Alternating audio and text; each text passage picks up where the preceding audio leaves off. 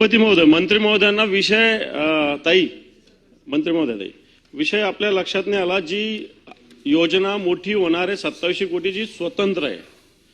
आता ऑलरेडी एक जुनी 1975 ची जी योजना आहे त्या पाईपलाईन मधून पाणी पुरवठा होतो।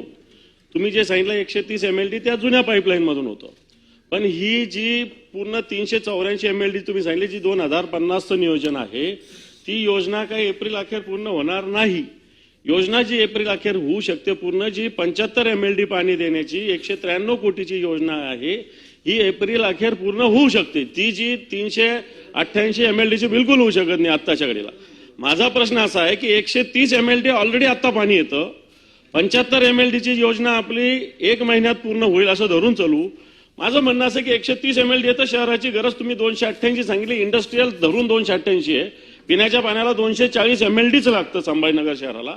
माझा मुद्दा असा की 130 MLD जर रोज येतं, 2 दिवसाआड पाणी जरी दिलं तरी 390 MLD पाणी होतं, परंतु शहराला आज 9 दिवसाआड पाणी मिळतं। माझा बेसिक हा प्रश्न आहे, प्रशासनाची यंत्रणा याच्यामध्ये ढिसाळ झालेली आहे, कोणी लक्ष देत नाही, अधिकारी लक्ष देत नाही, आयुक्त लक्ष देत नाही, उपायुक्त लक्ष देत नाही, इंजिनियर लक्ष देत नाही। माझा मुद्दा बेसिक तोय, मला योजना कधी पूर्ण होणार काय मला हे सगळं माहिती आहे, आम्ही रोज त्याच्यामध्ये। माझा मुद्दा असा की 130 MLDचं पाण्याचं एक थेंबाचं ऑडिट झालं पाहिजे, त्याचं युटिलाइज का होत नाही नीट, आणि त्याच्यासाठी सरकार नियोजन का करत नाही, प्रशासनाला धारेवर का धरत नाही, हा माझा बेसिक प्रश्न आहे याच्यातला।